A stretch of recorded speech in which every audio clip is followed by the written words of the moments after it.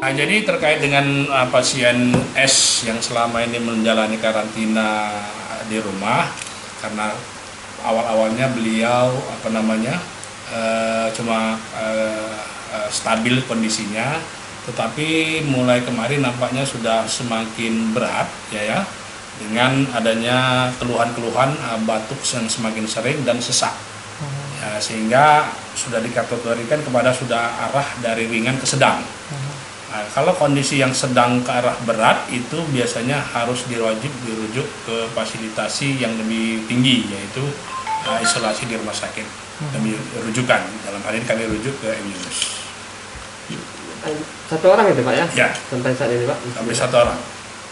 Sedangkan yang satu lagi besok kalau rencananya mungkin kita evaluasi lagi, tapi tergantung penyakit tim dokter internis Rumah Sakit AIS, penilaiannya seperti apa. Kalau penilaian memang sudah naik kondisinya, ya tetap kita rujuk ya, sesuai dengan yang Itu soal agak meningkat kesehatannya, artinya meningkat kesakitan. Nah, jadi menurut dokter, ini kita perlu angkat. Itu level sedang, menurut dokter intinya sedang. Udah naik sedang.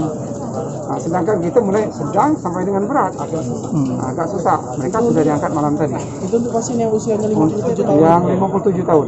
Nah, kalau yang masih 37 tahun, mereka masih di rumah sendiri. Jadi, maka saya nasihatkan jangan nakal. Artinya jangan nakal itu jangan keluar rumah. Makanan sudah ada diantar, ini sudah ada diantar, kalau sudah diantar, jangan tahu-tahu udah sebelum maghrib, bilang ada udah penjagaan ada keluar. Nah, kalau memang nakal begitu, kami sudah persiapkan, kita dipersiapkan tadi kita rapat tadi bagaimana siapa tahu meningkat kantor Satpol PP itu kita buatkan khusus. Satpol PP suruh tinggal oleh sekat-sekatnya sudah ada air.